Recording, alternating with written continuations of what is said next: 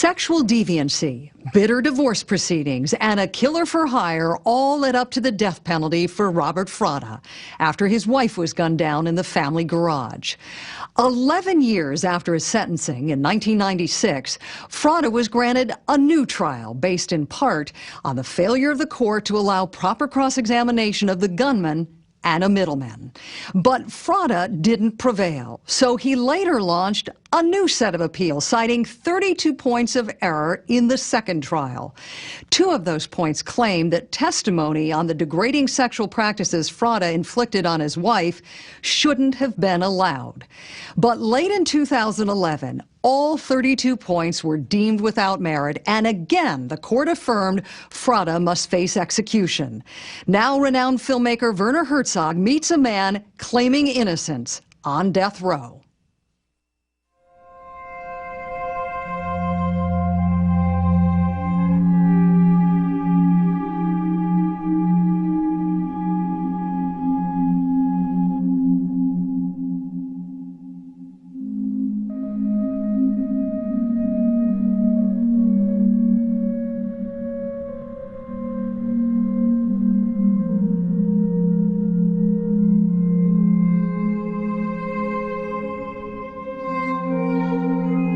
The death penalty exists in 33 states of the United States of America. However, in recent years, a much smaller number has actually performed them.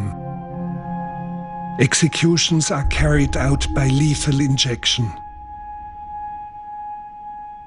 As a German, coming from a different historical background and being a guest in the United States, I respectfully disagree with the practice of capital punishment. The execution chamber itself is located in Huntsville, Texas. Death row inmates are held here, some 40 miles away at Polunsky Unit near Livingston. Here, we were allowed to meet Robert Fratta, who was sentenced to death for conspiring and instigating the murder of his wife Farah.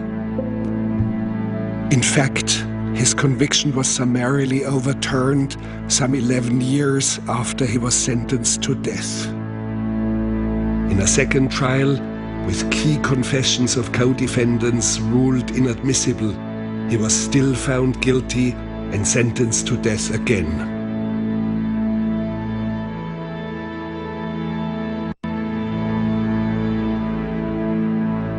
Robert Fratta, thank you very much for meeting us. Thank you. Can you describe your wife Farah in the best moments you had? Sure. In the beginning, what was funny was I wasn't very attracted to her physically, but she was just, she treated me wonderfully. And she was already engaged to somebody from England, and yet she still kept pursuing me, knowing I was dating other women.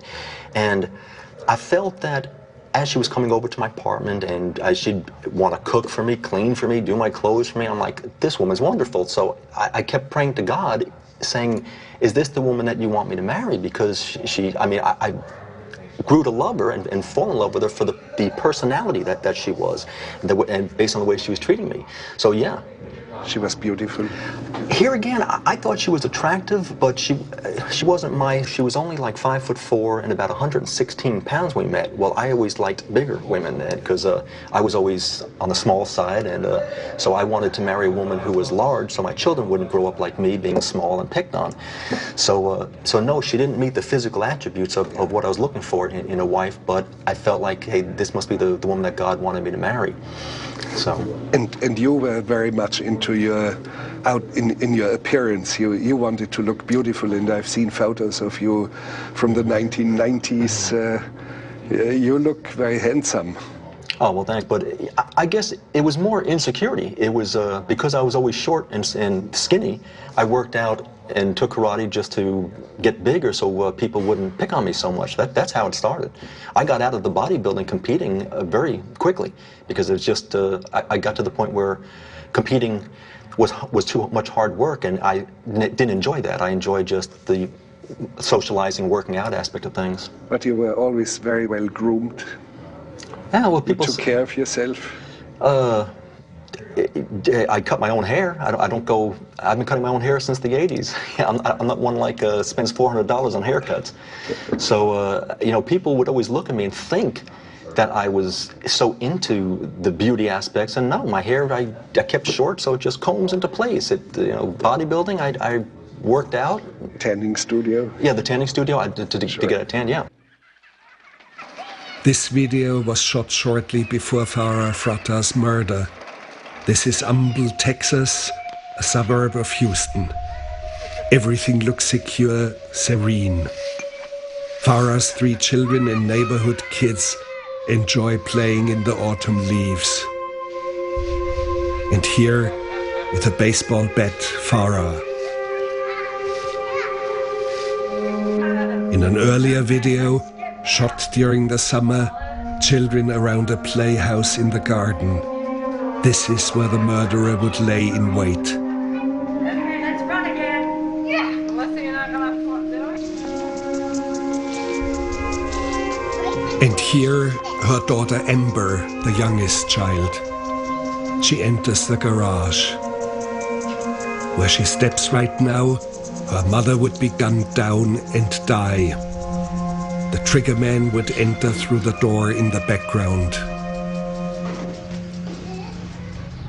And this is actually the murder scene here, where the murder occurred. From what we witnesses told us, and then what happened was Farrah came home, and she pulled her car right this straight ahead here, and then backed it into the garage on this side. The neighbors across the street saw that, and they were used to her coming in like that. And she got it, the garage doors open, and when Farrah got out of the car, a man came through the side garage door there and shot her one time. And they heard the shot, saw her go down, and then he stepped out, and he stepped back and shot her one more time while she was laying on the pavement. Bob Fratta became a target relatively quick in the investigation. The problem was he was alibied. He was actually at a Catholic church in Humble with his 2 boys, and at the time this happened. This was filmed in the same church years before, during the baptism of one of the Fratta children. It is to just such as these that the kingdom of God belongs. We interviewed him for a lengthy period of time during the night. He also got a consent to search his car. Found, I think, $1,050 in his car plus a handgun. And anyway, he was released the next morning. A local news station filmed him on that very morning. He seemed to be concerned about his looks. And I hope they find the guy soon.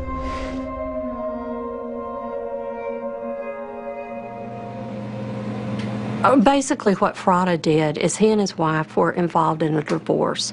He didn't want to pay child support. He didn't want custody of his children, but he filed for custody simply because it was a way of winning for him.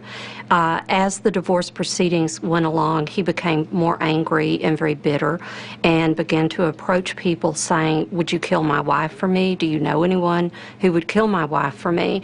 He eventually found someone who was willing to do that. He approached quite a few. He approached at least 7 people that we know about. It could have been more, actually.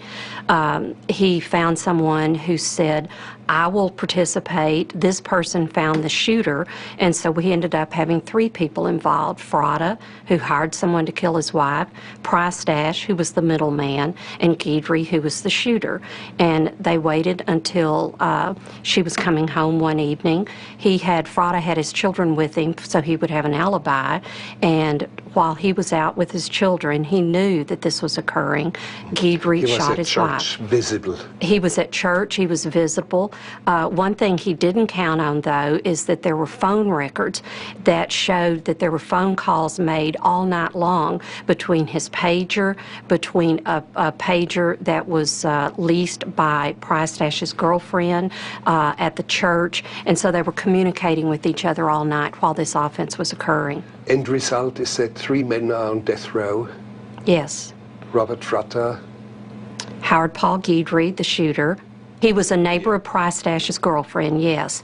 And he robbed a local bank, and as he literally was fleeing on foot with packets of money falling out of his back sack, he was arrested, and in his back sack was the murder weapon that was used to kill Farrah Fratta. The murder weapon, federal records show, had been purchased by Robert Fratta. It was determined in court that the murder of Farrah Fratta involved 3 people: instigator Robert Fratta, middleman Joseph Price-Tash, and Howard Guidry, who was paid to fire the gun. Now, Killer Guidry takes police back to the crime scene. Guidry actually was the shooter. He was actually the shooter. He was actually the shooter. And he confessed in detail. He confessed in detail. You have the right to remain silent and not make any statement at all, that any statement you make may be used against you and probably will be used against you at your trial. Do you understand that? Yes, sir. Any statement you make may be used as evidence against you in court. Do you understand that? Yes, sir. You have the right to have a lawyer present to advise you prior to and during any questioning. Do you understand that? Yes, sir. If you are unable... I came over the fence and I ran up to the house that Joe had told me about. I had never seen it before. But he had told me about it, so I ran to the house and I sat down for approximately maybe 20 minutes. And I gave him a call from the cellular phone to the pay phone, and I told him that she hadn't made it back yet. And then I hung up the phone with him. He told me just to wait it out, and I hung up the phone with him. And maybe 10 minutes after that, a car pulled in to the garage. So when the car pulled in, I came out of the little house and I walked up to right here. And I stood right here with 38 in my hand. And I waited for somebody to come to the door, but nobody came, but I heard noises. So I creeped around like this and I checked the door, but it was locked from the outside. So I just waited, and then when the door finally opened, I walked in, and when I walked in, I faced the woman. We was face to face, and I turned to the side like this, and we was face to face like this, and I had the gun in my hand. And when she did like this, I pulled the gun up and I shot her once in the head, and she like fell to the side, or slumped to the side, and I started to run out. And as I started to run out, she wasn't really dead, so I turned around, and I closed my eyes, and I shot her one more time in the head. And then I exited this door right here, and I turned to look once to see if anybody was looking, and nobody was looking. So I came and I ran. All right, if you would turn and look, face the camera. I made the phone call to Joe to let him know that I was ready to go and it was over. And he came within 30 seconds to maybe 30 seconds, 45 seconds at the most. Guidry was already under arrest for the bank robbery, but now the dominoes came down. Price-Tash was arrested and confessed. And then Fratta was taken into custody. His handcuffs were awfully tight, and I didn't do it. You look like in good shape to me. Looks can be deceiving, but yes. Yeah. And you have been incarcerated now for... Since 1995. Since 1995, yes. So 17 years. Yeah. How do you keep in shape? Actually, I don't know that I am very much in shape, but I do maintain some exercising. I used to work out beforehand out in the world, so it's more just a matter of I do a little maintenance, but not a whole lot. There's no weights here or anything. So we just have to do push-ups and pull-ups, things like that. You're not allowed any weights in the yard? No, there are none. The plot of the crime can be traced back to this gym, formerly known as the President and First Lady Club. Mike Eden still works out here. He was one of several muscle men solicited by Fratta, but declined. You could have been on death row as well. Right. if you didn't have a clear structure of values. True, true. I mean, I went through my divorce and it wasn't easy, but I don't think I would ever do that, because I actually went through a situation with my ex-wife then, and when she was in an accident, I was there by her side, and that's the mother of my children. Yes. So I don't think that I would do that. But you could have gotten $1,000 and didn't want that. I wasn't interested in possession that. of a car as well. I wasn't interested in that. I just wanted this guy off my back to get away from me, because what he had questioned me to begin with, not knowing he had solicited other people. And you're not easily scared? No. You are strong? I'm strong. Confident? Yes. Principled? Yes. That saved you? Yeah. That made the difference? True.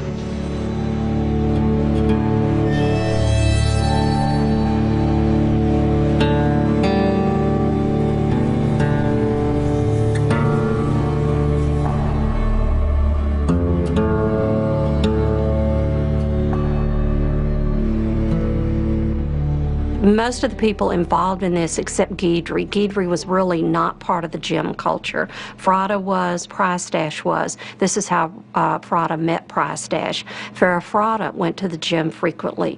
It was very important for Robert Fratta, for his wife, to look a certain way.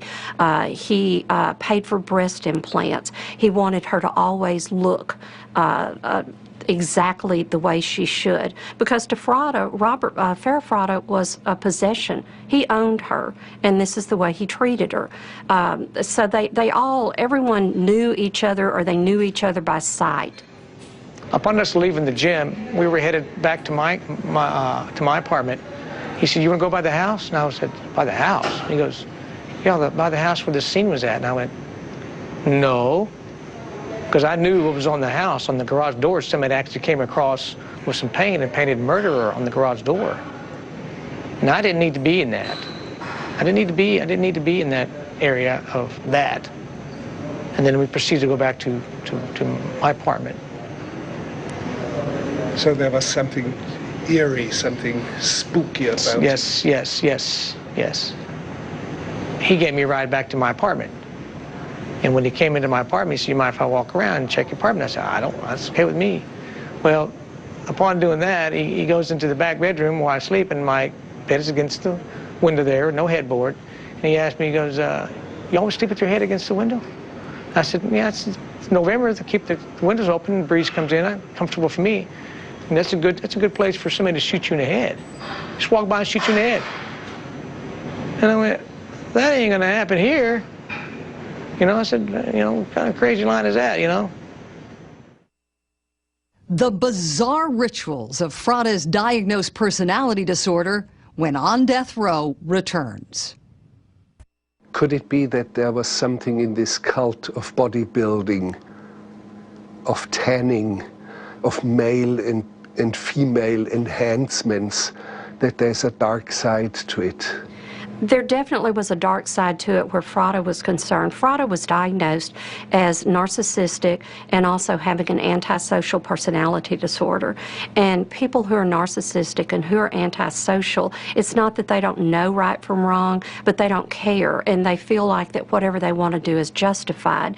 And Fratta, he exhibited this through the body, the work that he did on his body. Even by his second trial, Fratta was still pumped up.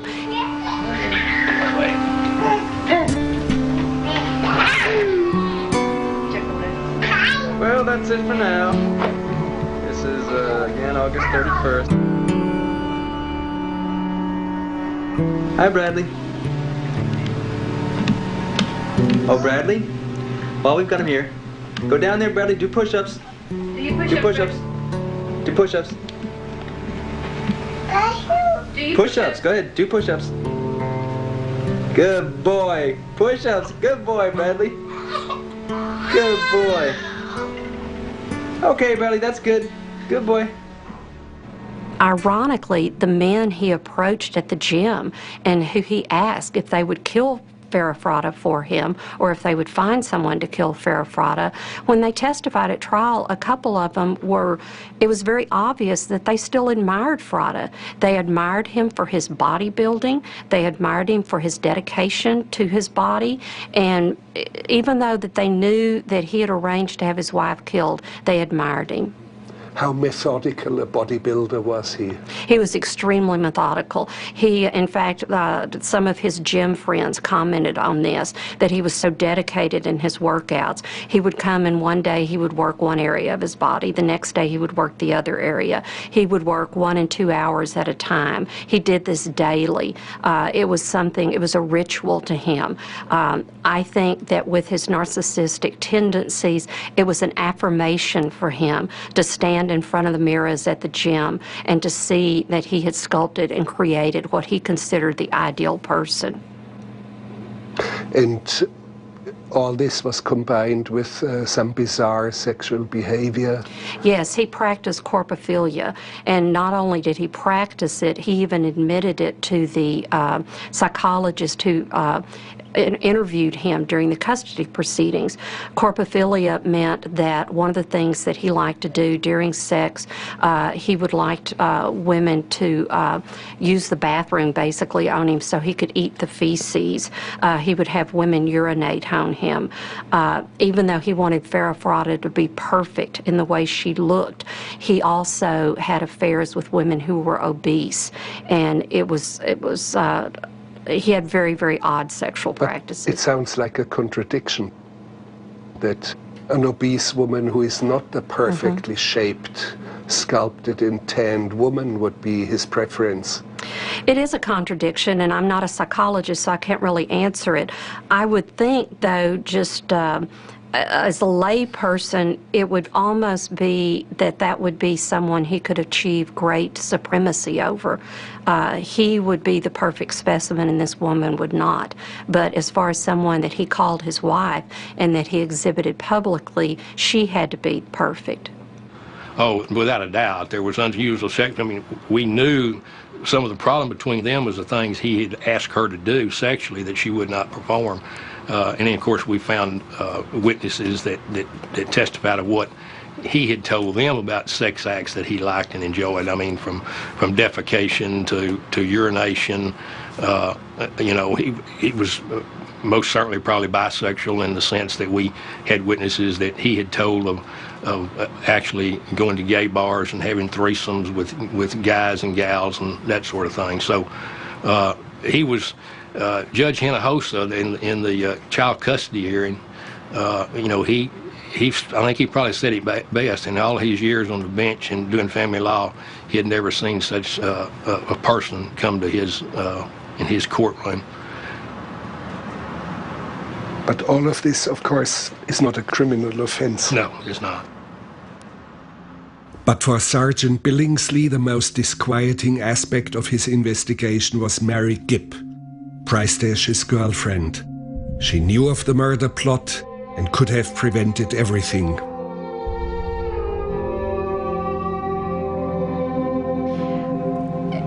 Anything that I would say about Mary Gibb would be speculation, but my speculation is that it was more important to her to keep her relationship with Prystash intact than it was to warn Farrah Fratta. And I know that for a decent person that is inexplicable, but it's kind of akin to women who are in domestic situations where, let's say, their boyfriend is sexually abusing their child.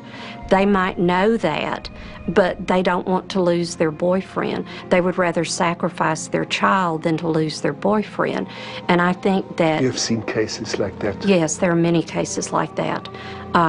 And I think that Mary Gibb was very caught up into Prystash was her boyfriend, and so therefore she was going to keep her boyfriend. Only when it really became necessary did Mary Gibb step forward, and that was when she was about to be taken to the grand jury. And I think then it was probably self-preservation. Within hours of being subpoenaed, she struck a deal with the DA. And I said, wait a minute. Are you charging me with murder? And he said, yes. And I went, wait a minute here. Wait a minute. She was granted immunity in exchange for telling everything she knew. This is Mary Gibb to the left, testifying in court.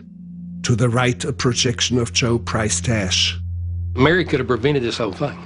Mary knew enough information that she could pick the phone up and call law enforcement and stop the killing. It wouldn't have ever happened. Dissuade Price-Dash, or try to dissuade. Correct. You know, or even contact Farah herself. Yeah, damn, she had a lot of opportunities, and you know, that's eventually she agreed to do the right thing, but basically that was because that she was you know, looking at going to jail herself. Werner Herzog's On Death Row will continue. The parents of Farah Fratta struggle to come to terms with the fact that Mary Gibb could have prevented their daughter's murder by simply going to the police with what she knew. She herself is a monster. She should be where Fratta is. Mary Gibb. Mm-hmm. Explain, please. Because she knew everything that was going on. The night of the murder, she knew what her boyfriend was, because they were living together, where he was going. Because after the murder, he came back. He had the gun with him. He emptied the gun, the bullets on the bed, the spent bullets, and he took the gun and he hid it under the bed, and he left. Apparently, he left to go and collect his money from the payoff from Fratta. While he was gone, she, in the meantime, she goes, gets the gun out, she makes a note of the serial number of the gun and takes that paper and hides it under a flower pot on the veranda, on the patio, and put the gun back in its place. If she would have acted differently, Mary Gibb, yeah, if she would have acted differently, maybe I'd have even the slightest bit of respect for her for owning up to it and saying, hey, I should go to the cops, I should do something. But she's a soulless, heartless woman, and I have no respect for her whatsoever, and I have no care for her. I don't care what goes on in her life. She's a just dirty, like, grimy woman, and I don't care for her.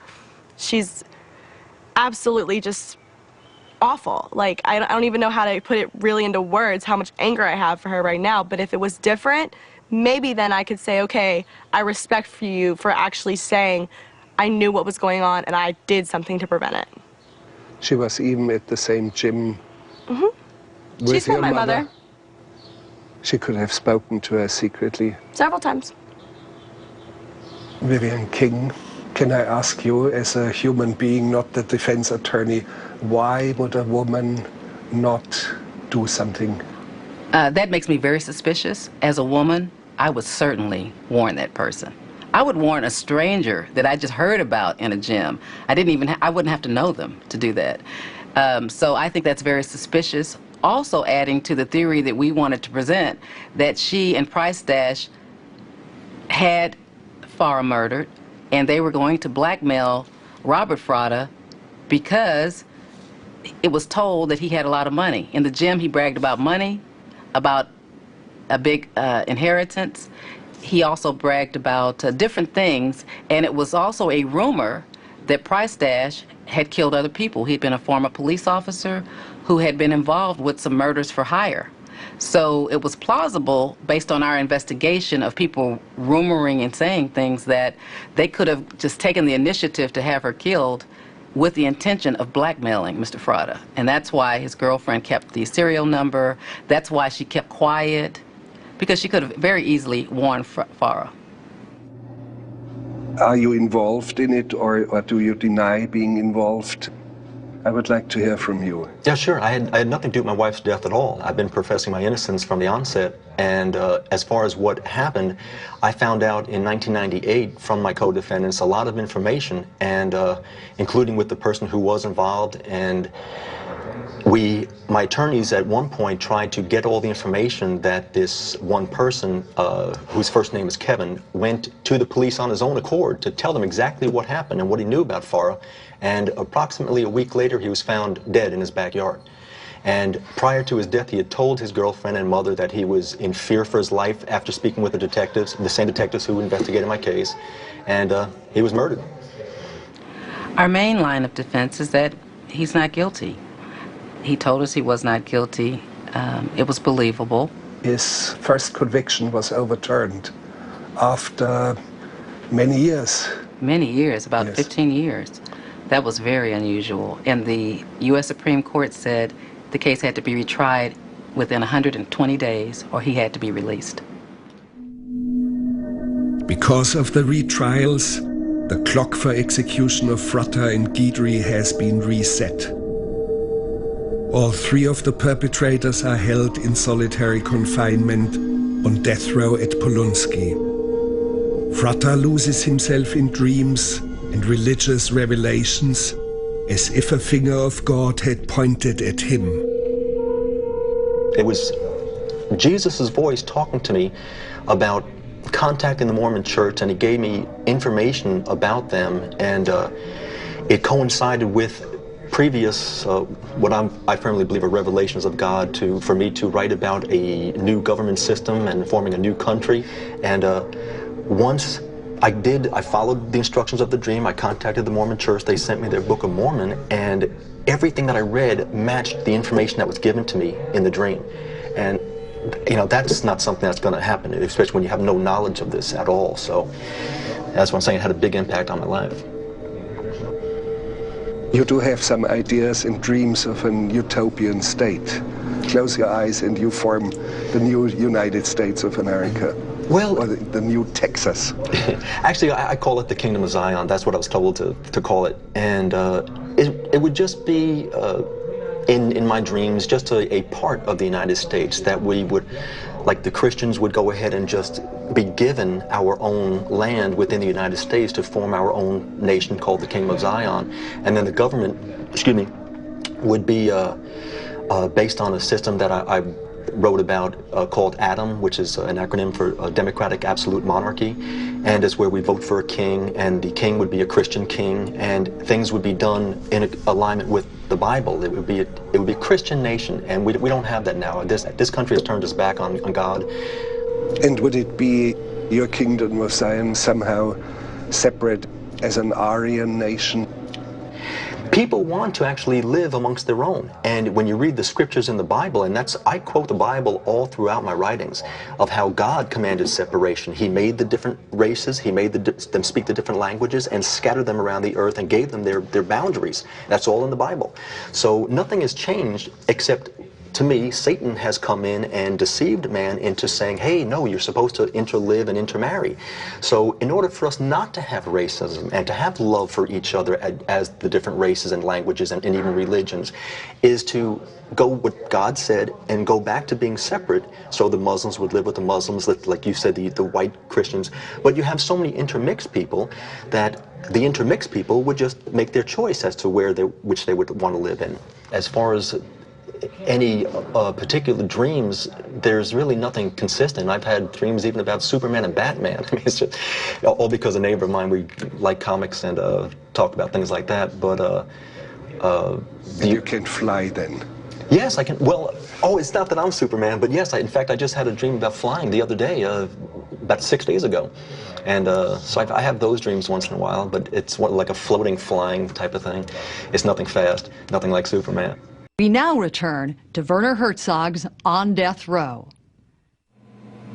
There's one thing Marilyn Monroe once famously said: watch out, you women out there, watch out for the men with the perfect teeth and the perfect smile. Stay away from them. And Fratta seems to be one of those. Fratta fits that. Fratta operates by manipulating women. He manipulated women before the offense. He continues to manipulate women on death row. During his second trial, one of the things that came out was that he was making phone calls from the jail to one woman. You look so sexy and delicious to me. You bring out the animal in me. and proposing to her, also talking about what his favorite sexual practices were, talking about how he wanted a form of government that he called Adam, A-D-A-M, that he had thought of in his own mind. While this was going on, another woman was sending numerous emails to his defense attorneys. In those emails, unbeknownst to the defense attorney, she also sent nude photographs of herself, and those ended up being given to Fratta, again unbeknownst to the defense attorney, and they were confiscated in his cell during the trial. And there was another woman who would come to the trial every single day, and she was one of his pen pals, and they would nod, they would wave to each other, they would make little acknowledgments, and she even brought her son with her one day who looked like he was about 10 or 12. But is there such a thing like fascination with a dangerous man who cannot harm you because he's behind bars? I could see that. I've never had a woman tell me about that, but I believe that that's possible. And the loyalty factor is what's interesting to me, because they're very loyal to them. Because they do not hear his snoring at night. Yeah. And they don't smell his socks.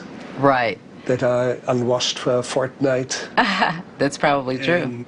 They get friends to set up websites for them, and their websites might say, I have found an attorney who will be able to get me off death row. He can prove I'm innocent, and I only need $200,000. And people send money. They set up accounts. Now, their prison account, they can only have $200 in, but a relative or a friend can set up any bank account and put money in it for them. There was one particular individual here in Harris County who managed to hook up with someone in France, and an entire village in France adopted him, and his website was in English and in French so that the French people could send him money, and he received quite a bit of money. And the irony was he had pled guilty to the offense, but his website was, if you give me $200,000, I can prove my innocence. He's an honorary citizen of this French village now. He was. He has been executed, but up until then, yes, he was. Okay. Unquestionably, there were sweet moments with Fratta and his family. These were like bubbles that would burst abruptly. Yeah. Is Mommy gonna get Mommy?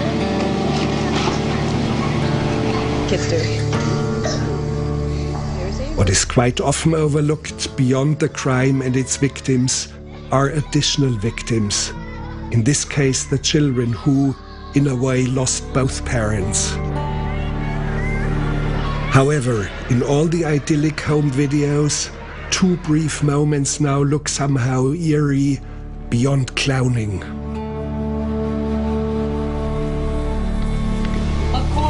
Oh, jeez. Camera just cracked.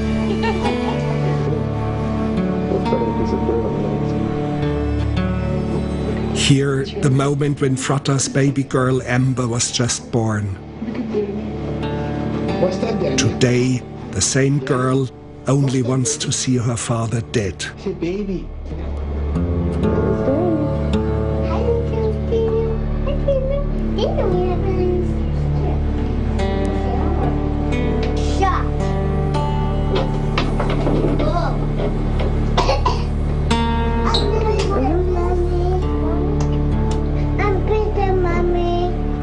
The girl is very bitter.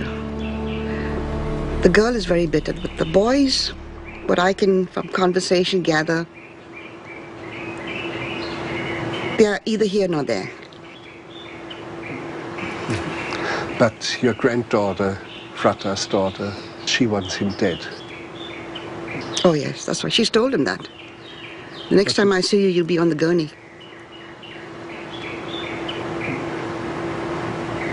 You can talk to her.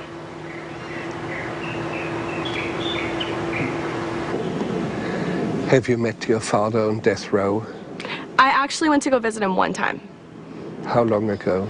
That was just before his retrial, about 3 years ago. Well, actually about 4 years ago was when I went to go see him. So I did one time only. Can you tell me about this visit? It was interesting. He basically had told me at one point, because I was so angry at him, and I asked him flat out, I said, you know, just admit it, why'd you do it? And he turns around, he tells me he thinks I'm a very angry person and that I need Christian counseling. So at the end of that conversation, I pretty much was like, all right, I'll see you in court. You know, I don't want anything else to do with you. I'm done with this conversation. You're never gonna own up to what you did. So it was, I cried, I did, out of anger, but it was a very interesting visit, I guess you could say. Would you ever see him again? Honestly, I don't know. I've been asked that question before, and after the whole retrial and, you know, having to go through that with my grandparents, you know, being older, I don't know at this point. Maybe. Other than that, I only know that whenever he gets his death sentence, you know, whenever I did go to see him, I did say that I was going to be there. So during execution. Part of me does want to be there. You know, it is going to still be hard for me because he's still my dad, but at the same time, he's guilty. I know he is, and I just want it all to be over with. So I have no plans really to see him other than that, as far as I know.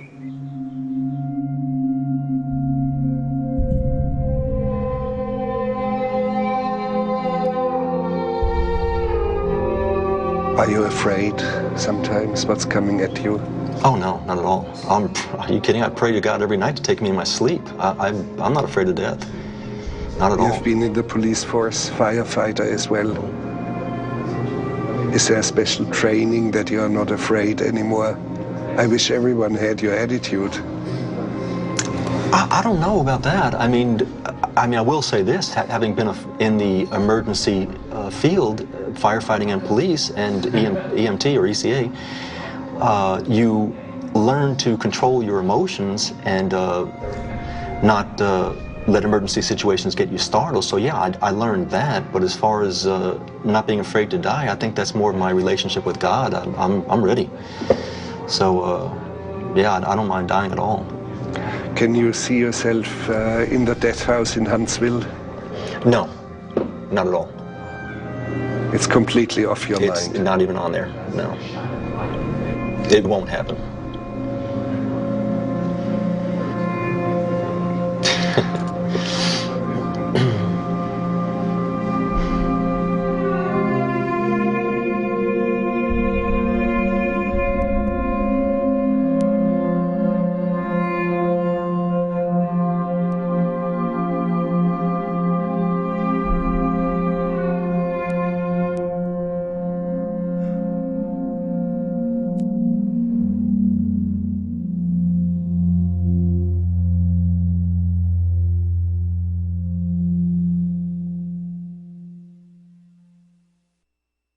What you are about to see will give you a glimpse into the mind of a real killer. The voice is a recreation based on interviews, diaries, and testimony.